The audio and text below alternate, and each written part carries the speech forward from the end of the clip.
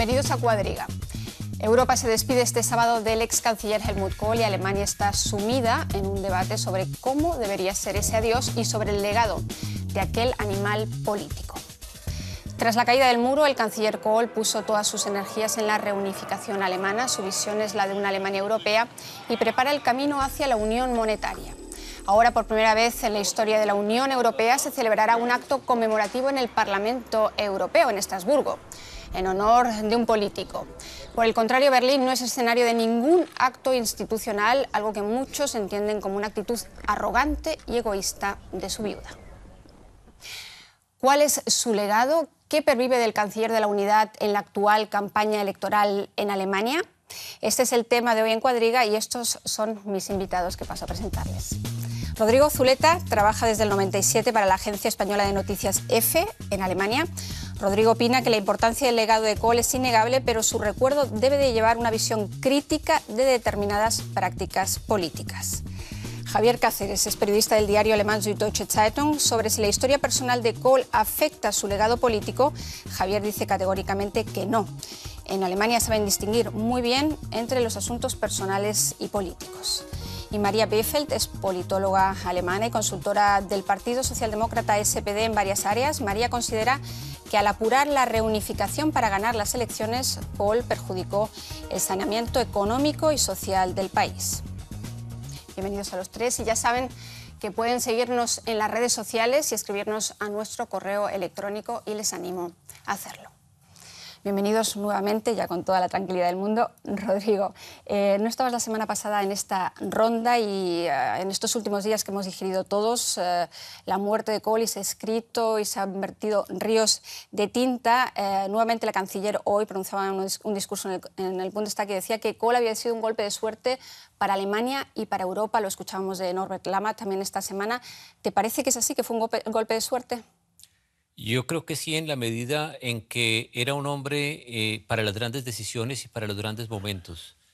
Fue el caso de la reunificación, cuando cae el muro el 9 de noviembre. Él no había producido la caída del muro, eso es claro, pues, sí, pero aprovechó ese momento para hacer su plan de 10 puntos para la reunificación y lograr convencer de eso no solo a la gente dentro de Alemania, dentro del oeste de Alemania, sino también a los socios europeos que inicialmente no estaban para nada de acuerdo, incluido Mitterrand, que era su gran aliado y su gran amigo. Y también después con la introducción del euro, que era de alguna manera una consecuencia de la reunificación alemana, y la idea de que la reunificación alemana tenía que estar enmarcada dentro de una aceleración del proceso de unidad europea.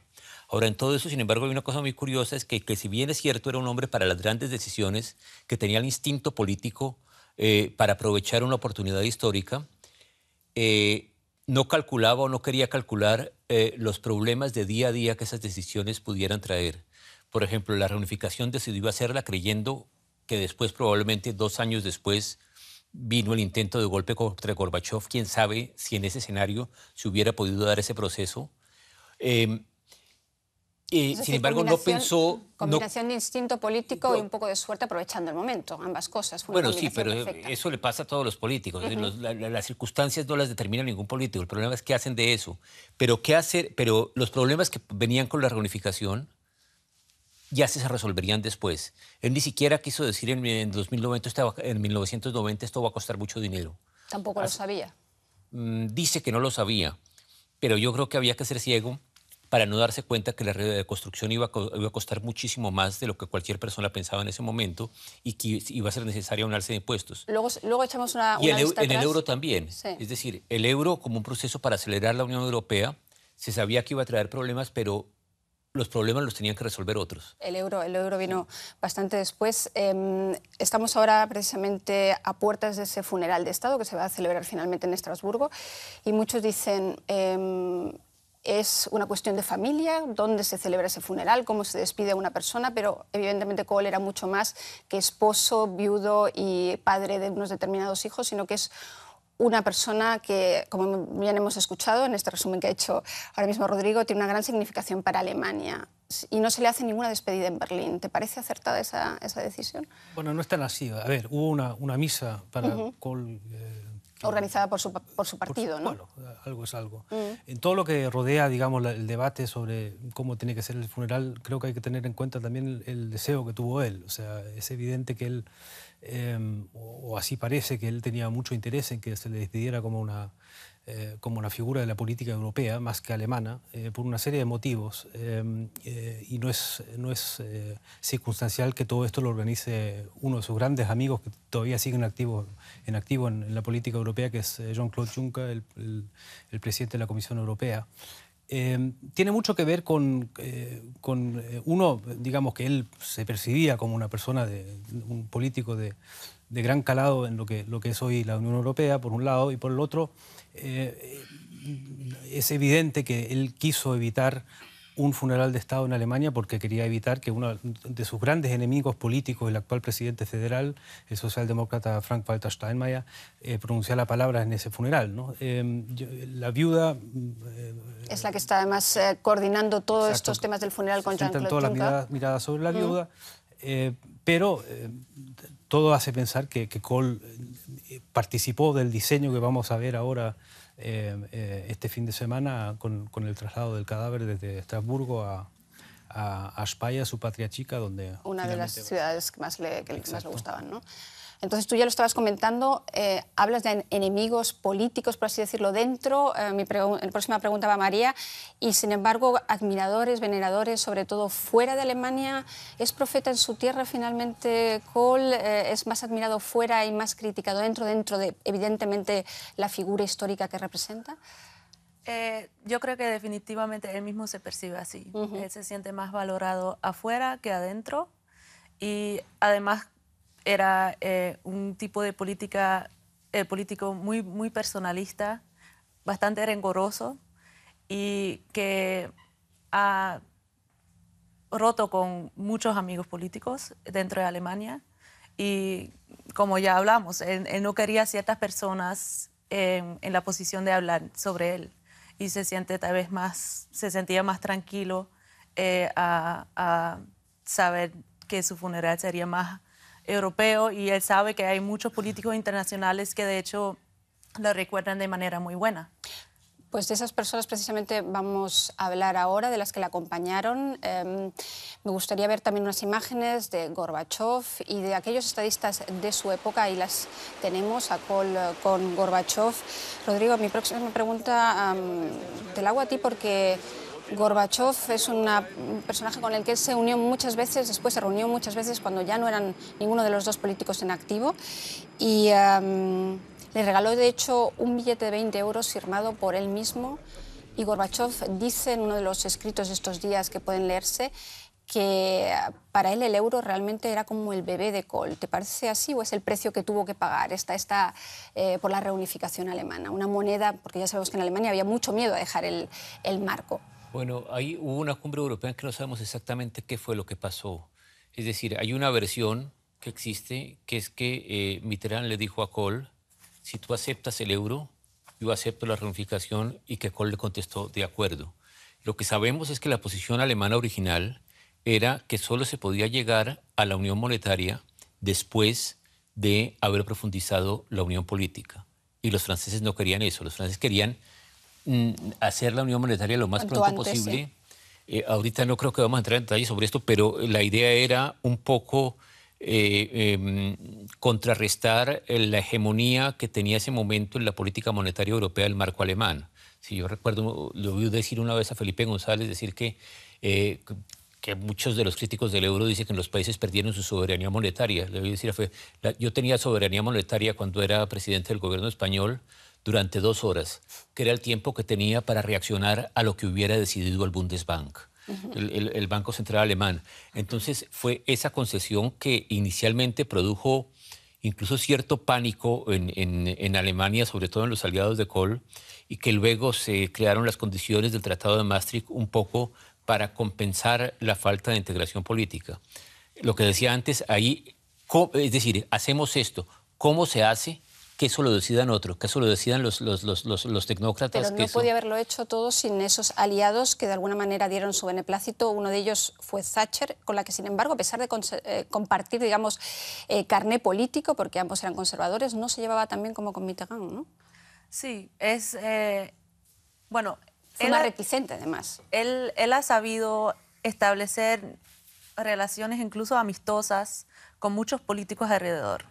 Y ha sabido, un poco siguiendo los pasos de aproximación a los otros, de Willy Brandt y Egon Bahr, que eran los socialdemócratas de antes. Y él ha sabido un poco quitarles el miedo de una Alemania reunida y más fuerte a los aliados y a los ganadores de la guerra. Y Thatcher era un poco la única que estaba todavía bastante sospechoso de una Alemania fortalecida.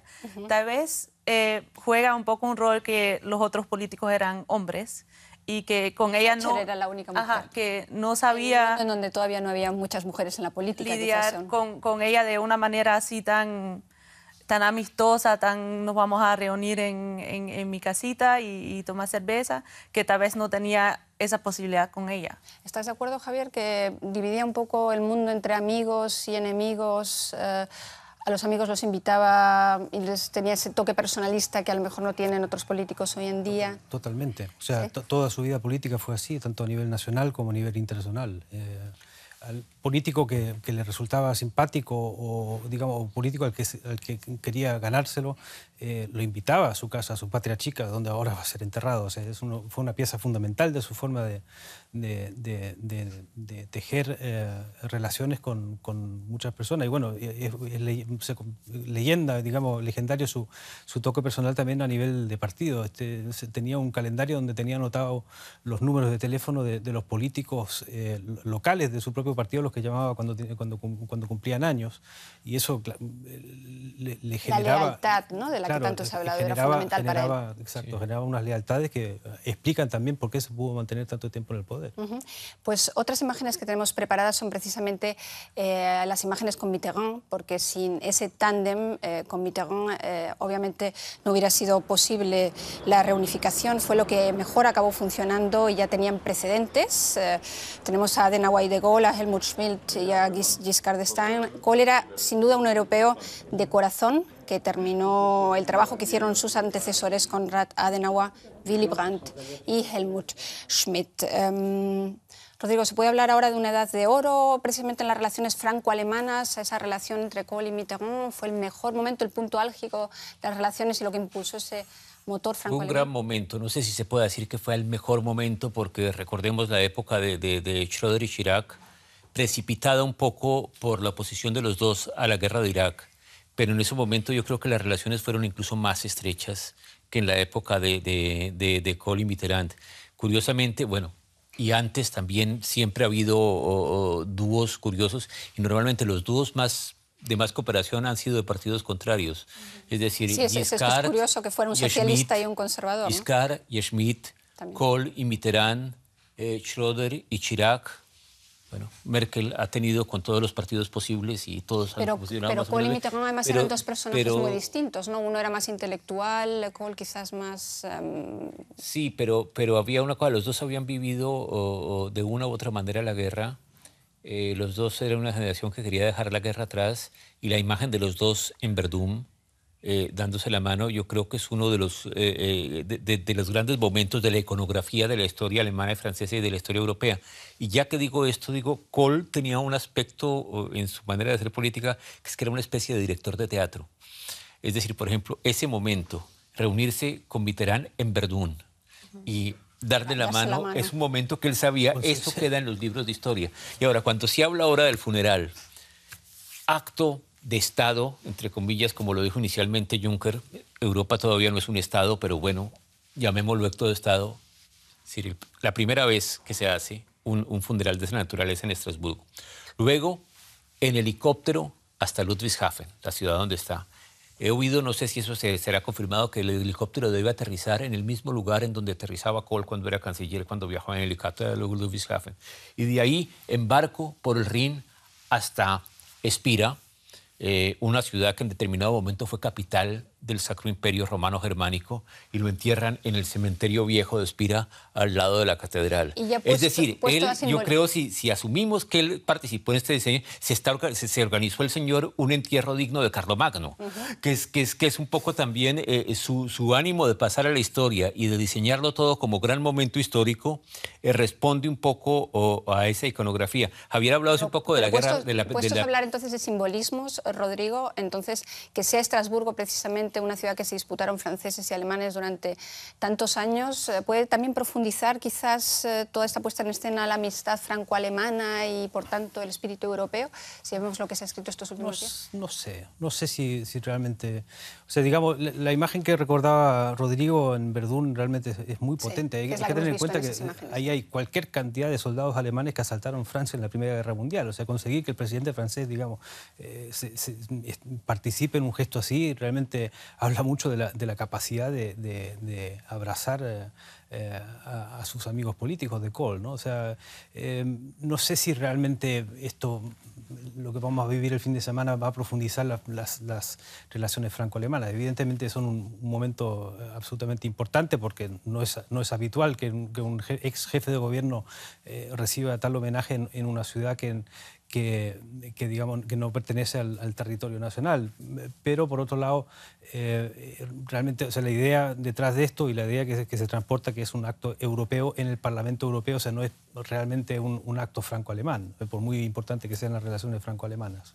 Pues esta puesta en escena y esa crisis que vive Europa yo creo que es fundamental también para entender todo lo que los políticos están aprovechando estos días. Emmanuel Macron, es decir, el sucesor, por así decirlo, de Mitterrand, escribía en el Spiegel algo que me he apuntado porque me parece fundamental para hablar del legado de Helmut Kohl. Dice: ha llegado el momento de que Francia haga suyo el legado de Helmut Kohl, no dejar que Europa se convierta en un tecnicismo, sino recuperar la idea de Europa y convertirla en nuestro horizonte común. La canciller Merkel y yo queremos recuperar ese espíritu, se lo debemos a Helmut Kohl. Todo esto escribió Macron a raíz del obituario que le dedicó a Helmut Kohl en el semanario más importante de este país. Y mi pregunta, María, es: ¿qué tan europeos, si los comparamos precisamente con Kohl y Mitterrand, son hoy en día Merkel y Macron? ¿Qué tan europeos y convencidos europeos, o ven en Europa solamente una tabla de salvación a la crisis que vive en estos momentos la Unión Europea? Yo creo que la perspectiva personal es muy diferente a la de Kohl y su generación. De hecho, él, cuando habló en privado con los diferentes políticos, incluso Bush, él siempre hizo la pregunta por la madre, para conocer mejor la persona y cómo vivieron la guerra. Él mismo perdió a muy temprana edad su hermano mayor, que sufrió mucho, y luego era parte de un grupo de jóvenes a los 14 años que tenían que extinguir los fuegos de las bombas, y luego lo mandaron para otra parte de Alemania donde la guerra no estaba tan fuerte. Y después de la liberación, él caminó con 3 amigos de la escuela 400 kilómetros durante 2 meses hacia su casa. O sea, él muy temprano ha sufrido muy fuertemente el impacto de esa guerra que dividió Europa terriblemente. Y yo creo que él aprendió de eso, buscar ese punto en común y dejar de lado las enemistades, sino en buscar el punto en común de todos sufrimos de eso, y de ahí poder acercarse mejor a tanto los políticos rusos como franceses, como estadounidenses. Y yo creo que esa perspectiva un poco le falta a esta nueva generación, que ha visto Europa como ya algo establecido, sí, y lo ve mucho más pragmático y tiene mucho más en cuenta intereses a nivel nacional, ganar las elecciones, tal vez un poco más populismo. Más cortoplacistas también, sí, quizás. Y él tenía más esa gran visión de una Alemania reunida, sí, pero como siempre dijo, la casa alemana, pero bajo un techo europeo. yo creo que esta perspectiva ahora está un poco más pragmática. Ajá. Un poco De todas formas, una nacional. diplomacia un poco a golpe de chequera fue la que hizo Kohl, ¿no? Para una Europa en paz y a golpe de chequera. ¿Qué puede aprender de todas formas este nuevo tándem, Macron y Merkel, que pueden aprender de ese viejo tándem, en este romance que está empezando ahora? La respuesta populista sería volver al golpe de chequera, pienso en la crisis del euro, pero bueno, y eso es mucho lo que mucha gente le reprocha a Merkel, que no haya sido tan generosa hacia Europa como lo fue Kohl en su momento, que decían que cada vez que había una crisis y algún jefe de gobierno de un país pequeño iba a abandonar una cumbre europea, salía Helmut Kohl detrás con un cheque para tranquilizarlo. Y de hecho, durante la era Kohl, el aporte alemán al presupuesto europeo empezó a ser muy grande, lo cual, y después siguió siéndolo, pese a que Schröder amenazó con que iba a bajar, pero es que tiene el PIB más grande de Europa también, es decir, de hecho sigue siendo así a punta de chequera, y el presupuesto de la Unión Europea depende en buena parte de Francia y Alemania, después siguen Italia y España. Hay una cosa que pasa después, lo que decía María es interesante, porque mientras que los países que hicieron la Unión Europea y que luego entraron hasta el 90, uno tras otros, veían en Europa, la gran mayoría de ellos, ante todo un proyecto de paz, a partir de la cooperación económica. A partir del 90, con la ampliación, los nuevos países miembros, veían ante todo las perspectivas económicas. Es decir, el proyecto de paz ya era una cosa que era prácticamente como sobreentendida.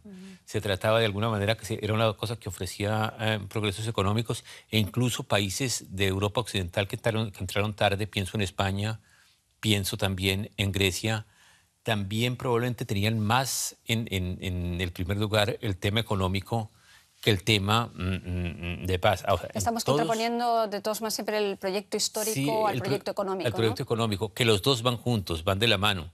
El problema es que naturalmente Europa necesita una nueva narrativa en ese sentido. La idea de que llevamos 60 años de paz, la gente joven responde, pues sí, pues llevamos 60 años de paz. Y eso para alguien que no conoció la guerra, pues es una cosa que casi natural. Es decir, lo antinatural sería que no lo hubiera. Pero, y es una cosa aquí que me parece clave, ahora la tendencia es ver cómo se logra en los temas fundamentales, en donde Europa los puede resolver mejor que los estados nacionales, cómo se logra un acuerdo y cómo se logran progresos.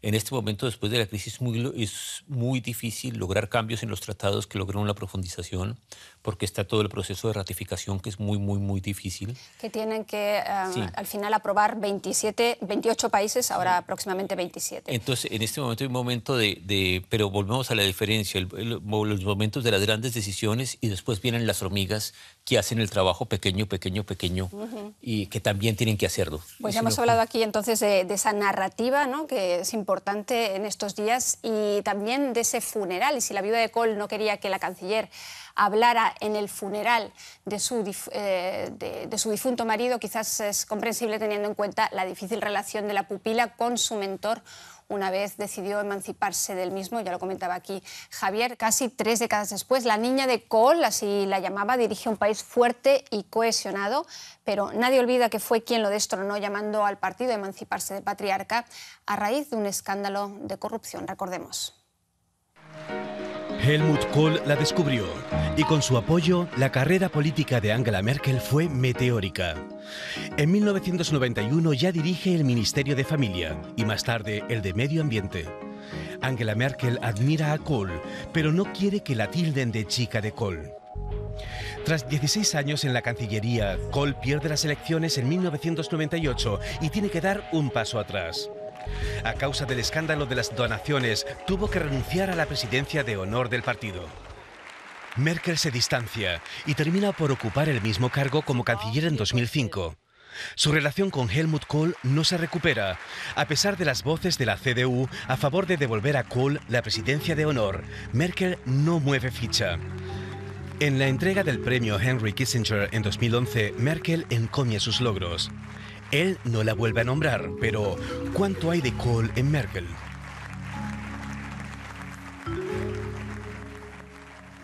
Javier, decías la semana pasada en este mismo programa que tanto Kohl como Merkel fueron dos personajes políticos muy subestimados al principio de su carrera.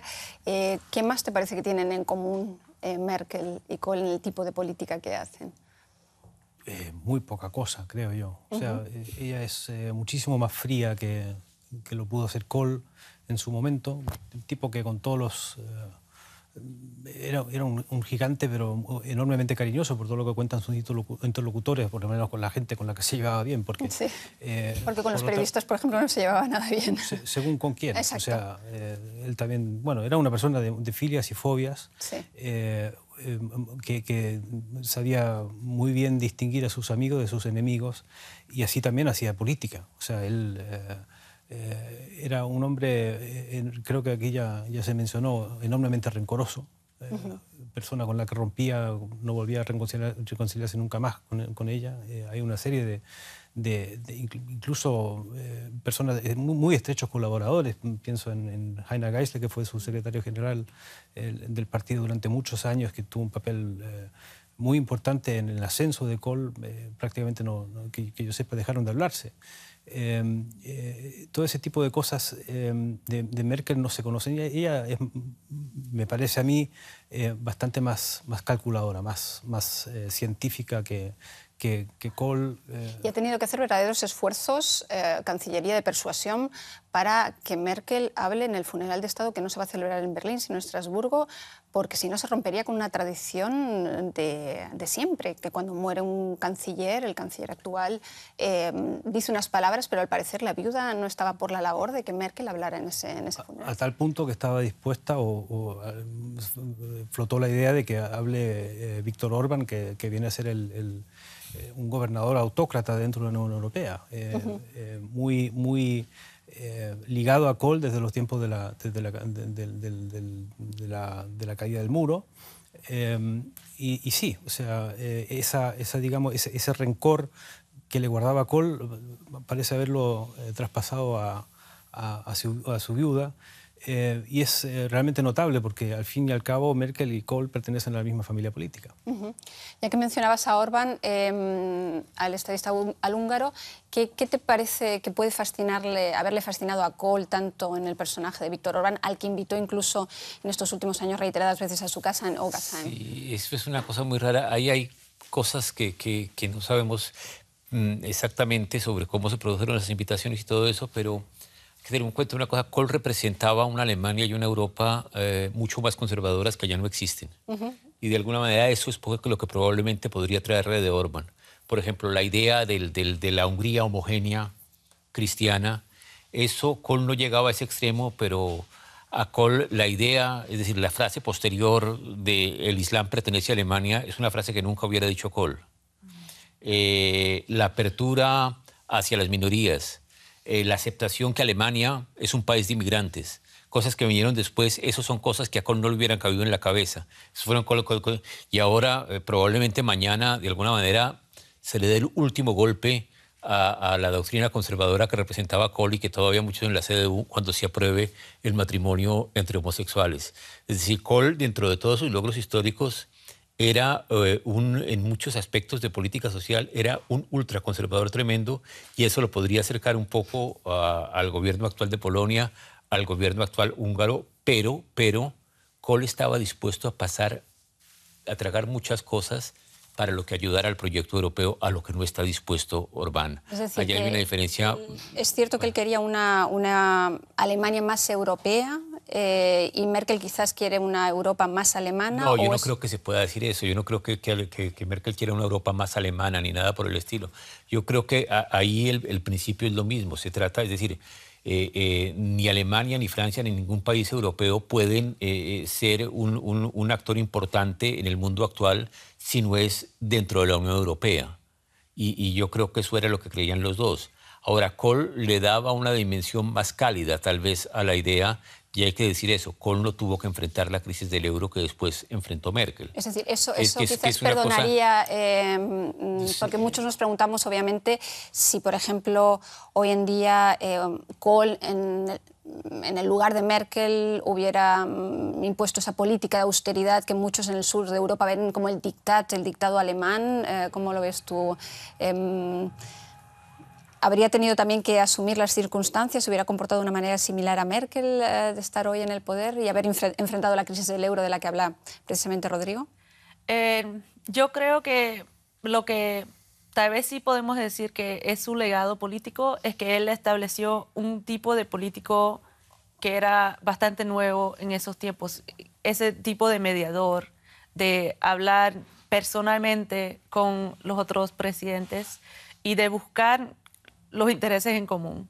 Y yo creo que él habría, a esta edad, a la vejez, no sé, pero a esta edad tal vez buscado más el diálogo con las otras naciones y preguntado más en sus necesidades y no tanto imponer la dictadura o las condiciones alemanes. Pero yo creo que hay que hacer una precisión, es decir, la política de austeridad viene en buena parte dictada por las condiciones del Tratado de Maastricht, no por completo. Y el Tratado de Maastricht fue, de alguna manera, diseñado por Kohl y por su gente en su momento. Entonces, lo que pasa es que en ese momento esa política de austeridad no era necesaria.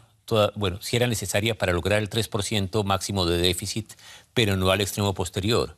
Ya hay una serie de condiciones, por ejemplo, un Estado o miembro de la Unión Monetaria no puede asumir las deudas de otro, todas esas cosas. Entonces, de alguna manera, hay un marco jurídico que se creó durante el gobierno de Kohl, que es el que dicta la política de austeridad. Ahora, que Kohl hubiera planteado, si hubiera podido un cambio en los tratados, no se puede descartar. Pero también es cierto que esos cambios en tratados hubieran sido tremendamente difícil imponerlos políticamente. Es decir, se vive del Tratado de Maastricht y ese es el marco que hay. Pero el Tratado de Maastricht es suficiente para explicar, digamos, ese fundamentalismo casi que practican Merkel y su ministro de Finanzas, Schäuble, en los últimos años para llevar adelante esta política. No, o sea, la política alemana se ha caracterizado en los últimos años por ser extraordinariamente rígida y digamos, lo opuesto en ese sentido a lo que fue Kohl. O sea, Kohl era un político de manga ancha de alguna manera, ¿no? Estaba muchísimo más dispuesto a hacer concesiones especialmente hacia los países del sur de Europa. Ahora, volvemos a lo mismo, no sabemos que hubiese ocurrido con un canciller Kohl en las mismas circunstancias. Las circunstancias cambiaron de forma tan radical y el mismo número de los miembros de la Unión Europea ha cambiado de tal manera que no se pueden hacer, creo yo, trabajar sobre una hipótesis de esa naturaleza. Kohl lleva ya desde el 98 fuera del poder y en los hechos públicamente nunca no participó de ese debate, digamos, salvo a través de alguna que otra frase que fue transportada a través de su viuda. Theo Weigel, el ministro de Finanzas de Kohl, un día después de la muerte de Kohl o el día de la muerte de Kohl concedió una entrevista en donde, entre otras cosas, dijo que tanto él como Kohl estaban en contra de un ingreso de Grecia a la Unión Monetaria y que luego Chirac y Schröder lo habían hecho posible y que los problemas surgieron allí en ese momento. Lo cual puede ser verdad, puede no ser verdad, pero entonces en cuanto a la Kohl sí estaba dispuesto a compromisos, a relativizar reglas en caso necesario, pero en ese punto, porque si el euro fue una concesión, la contraparte que exigió Alemania fueron los criterios del Tratado de Maastricht y fue cierta ortodoxia económica y fue un Banco Central Europeo mucho más independiente y con unas reglas mucho más cercanas al del Bundesbank, al que tenía, por ejemplo, el Banco Nacional francés antes. Entonces, yo creo que ahí no se pueden confundir. Volvemos un poco, Kohl tomaba las grandes decisiones, el euro, el proceso de unión. Las reglas las escriben otros, Weigel, Schäuble, y el trabajo lo tienen que hacer después Merkel y Schäuble, con las reglas que impuso Kohl como un proyecto de unificación que después trajeron los problemas. Lo que sí podemos decir, creo que sin riesgo de equivocarnos, es que en el sur de Europa hay cierta nostalgia hacia Kohl. O sea, yo recuerdo haber estado en Portugal con el también ya difunto Mario Soares, que hablaba pestes de Angela Merkel en plena crisis monetaria y casi lloraba cuando recordaba la figura de Kohl, porque ahí encontraba a alguien, digamos, con quien tratar y que veía algo de comprensión, cosa que es algo que creo que en Berlín ahora mismo no es algo que se vea automáticamente desde las capitales del sur de Europa. Hemos hablado mucho del Kohl político, pero nos acercamos al final del programa y no quería dejar de tocar también la parte más personal y familiar de Kohl, porque muchos políticos aseguraban estos días que más allá del personaje privado que fue Kohl, también está el personaje político que ha marcado a Alemania y que sería muy egoísta negarles a sus compatriotas un funeral de Estado. Por otro lado está la familia y su viuda, quien defiende a capa y espada el legado inmaculado de su marido, mientras los hijos de Kohl hubieran preferido un homenaje frente a la puerta de Brandeburgo. Es decir, todo un culebrón. Helmut Kohl y su familia. El canciller la considera embajadora de su política de reunificación espiritual y moral, de vuelta a los valores conservadores y tradicionales. Lo privado es para él también político, pero la imagen de familia idílica pronto se tambalea. Su esposa Hannelore Kohl se suicida en 2001. Su hijo Walter escribe en su libro Leben oder gelebt werden que Kohl fracasó como padre. Helmut se casa en segundas nupcias con Maite Rista, funcionaria del Ministerio de Finanzas y 34 años más joven que él. En algunos medios se la señala como responsable del distanciamiento de Kohl con sus hijos. Walter Kohl, ante la casa paterna, no se le permite entrar. Incluso tras la muerte de Kohl, su viuda no parece dispuesta a conciliar la profunda grieta familiar. ¿Quién tiene la legitimidad para interpretar el legado de Kohl? Difícil saber porque no lo dejó escrito cómo había de ser su funeral. Parece ser que los que lo visitaron en los últimos años decían que les cuesta creer o imaginar que Kohl no quisiera ningún tipo de funeral dentro de su propio país, sino que quizás es más una voluntad de su esposa, de su viuda, de su segunda esposa. ¿Te parece en cierta medida también arrogante el hecho de que ella decida ese funeral histórico en Estrasburgo y no permita, aparte de lo que comentaba Javier, esa ceremonia religiosa que ha organizado su partido, pero que los alemanes, es decir, el ciudadano de a pie, se pueda despedir de él en Berlín? Sí, y el resto de la familia. Es muy particular el rol que juega Michael Kohl-Richter en el legado de Kohl, sí. Porque ella trabajó con él desde ya el 94, lo admiró mucho. La diferencia de años entre ellos fue 40, ¿no? Muy grande. Sí. 34. Y no podemos saber si ella lo dirigió hacia ser tan rencoroso con sus antes amigos políticos, incluso sus amigos más cercanos, que todos los mantuvo fuera de la casa. Hasta sus nietos, sus hijos, le negó entrada a la casa, llamó a la policía cuando querían despedirse de su abuelo, de su padre. Pero también puede ser que él mismo lo quiso así y ella defiende su voluntad, no podemos saber. Pero sí se nota que él en ella ha encontrado una persona que lo defiende. Que lo veneraba, lo defendía, y es la que tiene también la llave de los archivos que hay en la casa de Helmut Kohl. Incluso, si puedo añadir, sí. Los archivos ya estaban en la Fundación Konrad Adenauer del partido. Y ella decidió en el 2000, lo retiró. Sí, retirarlos y están en la casa. Y archivos históricos hasta el día de hoy no sabemos. Y ahí está la cuestión. ¿El archivo pertenece al pueblo alemán o a esta persona? Se supone que las conversaciones entre el canciller y sus ministros, que están documentadas, deberían pertenecer o acabar en los archivos. Sí, en los archivos nacionales. ¿No? Es evidente. Hay un detalle sobre la relación de ellos dos que tenemos que pensar que hay dos elementos. Primero, el suicidio de Hannelore Kohl, la primera esposa de Kohl, que se produce después de que Kohl ha caído en desgracia por el escándalo de los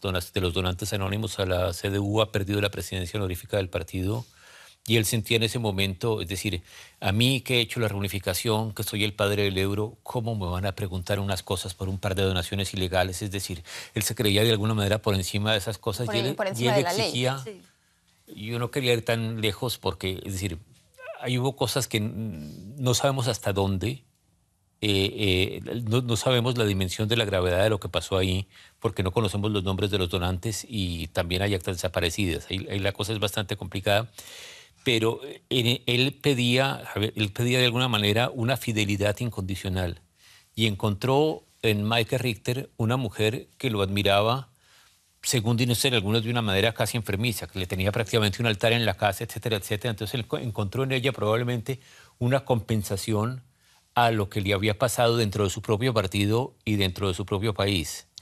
Y eso probablemente marcó la relación de los dos y marca también seguramente lo que está haciendo Michael Richter ahora. Él pedía fidelidad, pero también era muy leal, ¿no? Porque, entre otras cosas, nunca reveló y se va a la tumba con el nombre de los donantes de ese dinero que llegó a su partido, no con un dinero con el que se enriqueció personalmente, sino que fue para su partido, y jamás reveló el nombre de los donantes. Sí, es un caso curioso porque estamos hablando de mucho dinero, efectivamente, y nadie nunca le acusó de enriquecerse a él personalmente, pero sí, actuó de forma ilegal. Y sí, se sentía por encima de la ley. Para él su palabra era sagrada, o sea, la creía más importante de la ley fundamental, y eso también habla un poco de él, ¿no? del tipo de político que fue en su momento y que realmente tuvo muchas facetas a explorar. Tipo de político que fue, ronda final, porque podríamos seguir hablando de Kohl, de su tiempo y del tiempo de hoy hasta el final, pero ¿qué queda del legado de Helmut Kohl? ¿Qué es lo más relevante para vosotros? Javier ya tuvo que contestar a esta pregunta la semana pasada, así que vete pensando en otra respuesta mientras que le pregunto a María. No puedo decirme a mí mismo, es difícil, o sea, el legado principal que tiene... con el que vamos a relacionar a Kohl siempre es la unidad alemana, no me cabe la menor duda. María. Yo creo que el legado sí sería el mejoramiento de las relaciones intraeuropeas y sobre todo quitarles esas angustias a los países alrededor de una Alemania fortalecida. El miedo. El miedo de que una Alemania fuerte podría ser un peligro para el mundo otra vez. Me sumo a los dos y agrego un detalle que yo creo que el legado de Kohl va a ser un poco como el legado de Adenauer, en el sentido que es un canciller a que todo el mundo le reconoce sus logros políticos, pero que de otra manera sigue siendo un blanco de críticas por muchos de los aspectos como sea política y por representar un modo de hacer política y un modo de vida social que está completamente pasado atrás. Y yo creo que Kohl en ese sentido es un nuevo Adenauer. Ajá, eso le hubiera gustado a Kohl. Pues es otro modo de hacer política. Muchas gracias a los tres por estar hoy aquí en Cuadriga. Muchas gracias a ustedes por seguirnos. No dejen de escribirnos a nuestras redes sociales o a nuestro correo electrónico. Muchas gracias por estar ahí y hasta la próxima.